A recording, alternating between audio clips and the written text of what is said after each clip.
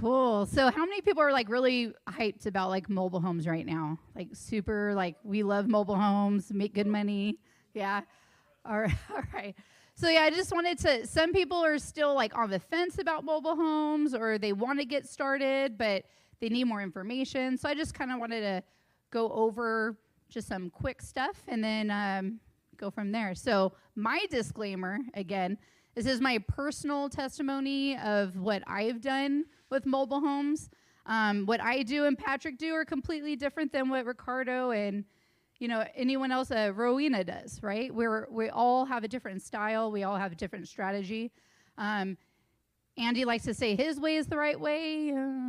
I like to say mine's better, but no, I'm just kidding. So, but it's what you put into it is what you're going to get out of it too. So my results aren't going to be the same as someone else's. Like Rodolfo, right? He's a beast. I'm like, sometimes I found out that I have more projects than him right now, but neither here nor there. Everyone's busy in their own way, but the amount of effort you put in is what you'll get out, is my point. All right, so my story. So those of you that don't know me, my name is Farrah Lane. I actually worked at Costco for almost 20 years, right out of high school. I worked at 7 different buildings, and I was totally content with staying there forever and retiring there and eventually moving up into management, which I did for a time, and then I hated it, and I demoted myself. I said, I do not like being the boss. So, I would lose one, find another one. So that's just over the years, I accumulated a lot. I just thought that was funny.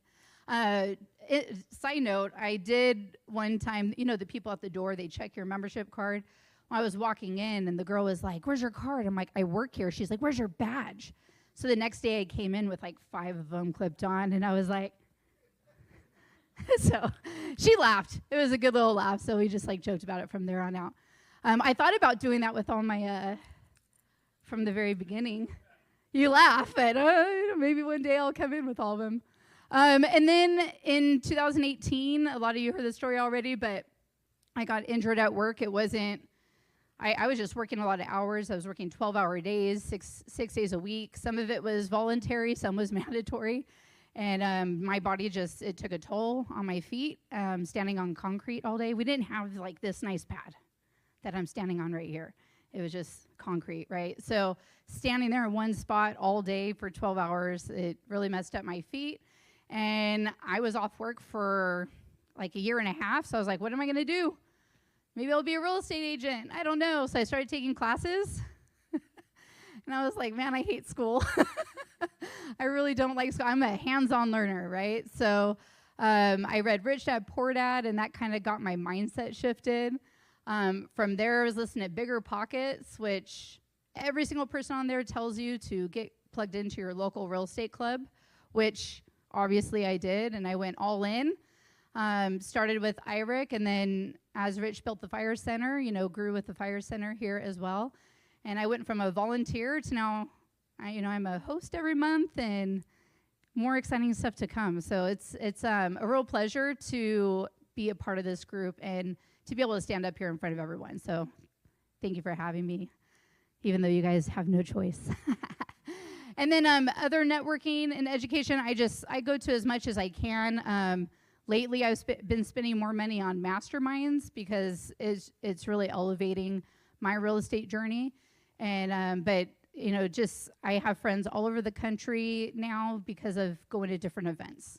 So I don't just know people locally in the IE. It's we go everywhere. So, all right. So why did I choose real estate investing?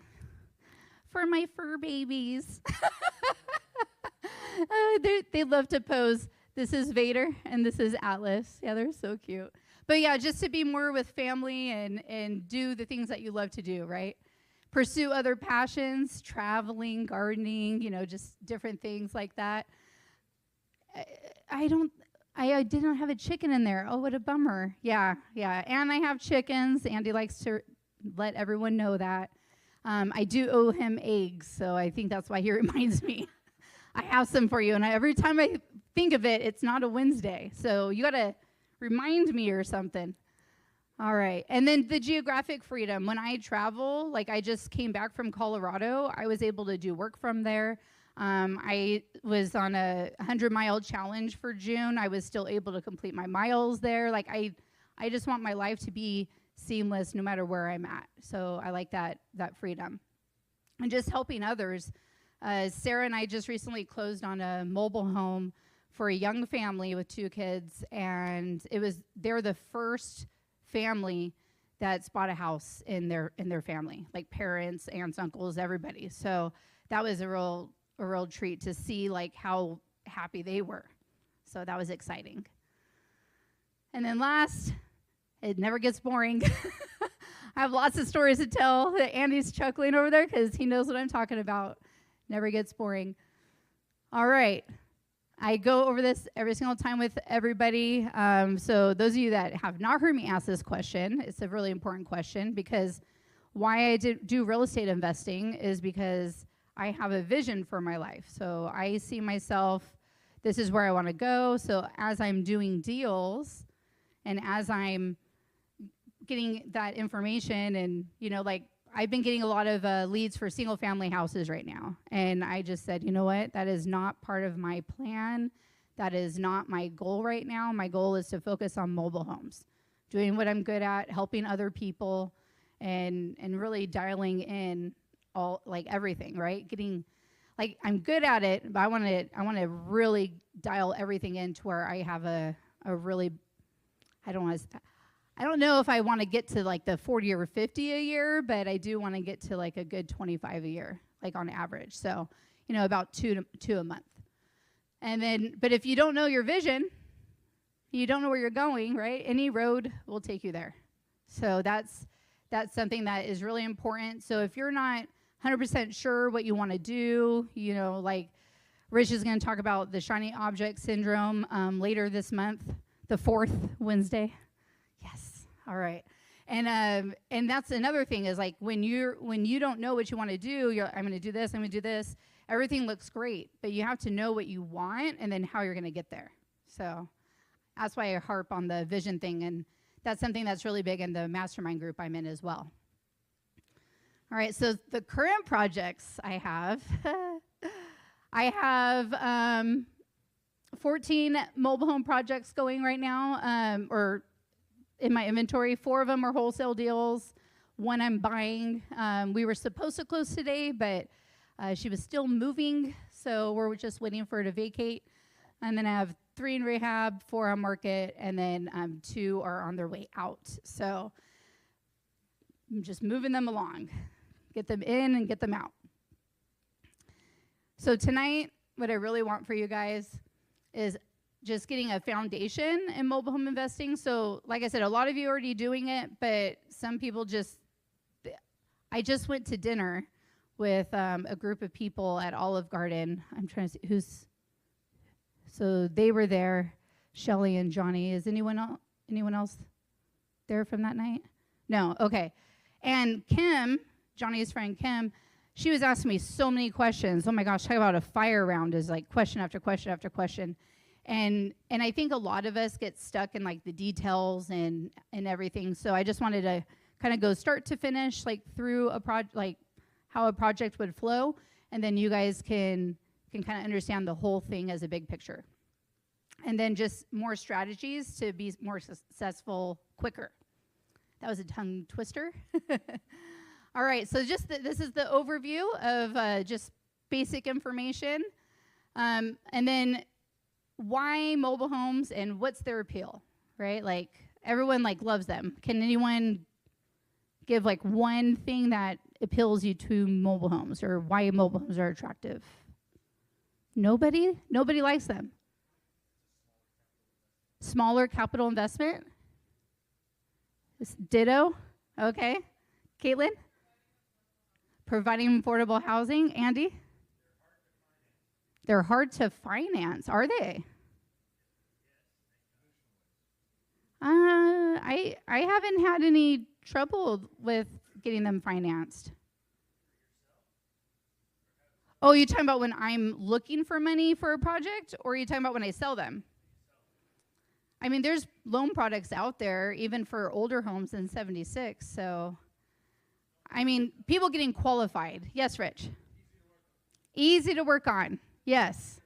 Easier to work on. I agree. I don't like houses. Every time I get into a house, I think I lost money. So I'm just like, I'm going to stick to what I'm good at. I already know. I figured out I failed a couple times. I'm just sticking to mobile homes. All right. So one thing that built me to it is Andy offered a class. And I was like, I'm going to take that class. So I took it several times. And I've been a student speaker as well. And I also took his alumni class, or the reunion. That was a lot of fun, and spoke there. I wanted to learn. I was like super eager to learn. Low entry was my thing, and then it aligned with my goals. So I saw even the notes, if you do seller finance notes, and then getting that cash flow, that if you guys haven't taken Andy's class, I highly recommend it. I'm pretty sure he has flyers with okay. August 23rd and 24th at the Fire Center. All right, cool. Why they're hotter than ever? Affordability, someone said that. The demand, like, believe it or not, the demand is pretty high for that because it's affordable. The cash flow potential, so I'll show you an example later on the calculator. If you left your money in a deal, it's actually not that bad of a return. So how I find deals, right? This is everyone like, how do you get deals, right? So now is a lot different than when I started, obviously. So Patrick, how are you finding your deals right now? Word of mouth? Evan? Word of mouth? Okay. Anyone starting out that are looking for deals right now? They're just looking for deals. Okay. How are you guys looking for deals? Door knocking? Agents. Okay. Yeah. So, yes, Chen Chen. Partnering with people. Okay. So, how I find them. So, back then, bandit signs, right? So, and then this is dirt cheap signs. It's the one that Andy suggests. And then there are two fonts. This one is Akbar, but there's also the Andy font, which is very similar. But this is the one I use. And then park managers. That was like really the only two ways that I was getting deals. Now it's wholesalers, park managers. Park managers are in both, by the way, if you didn't notice. Referrals and word of mouth. That is a big thing, especially now that people know, like, oh, she's the mobile home queen, or someone heard about me, so then they passed my name to someone else. So that's happened a lot. And then the MLS. So agents, MLS, and then social media. So I'm surprised no one says social media. So here's an example. It says Facebook Marketplace, but this was actually in a Facebook group. This is a mobile home I ended up buying for $20,000. The rehab was, it was a lot. It needed a lot of things. It was $60,000-ish. It was like 58 and change. But we sold it for $180 cash. And I split that with my partner. So total profit on that one was $72,000, and I split that with my partner.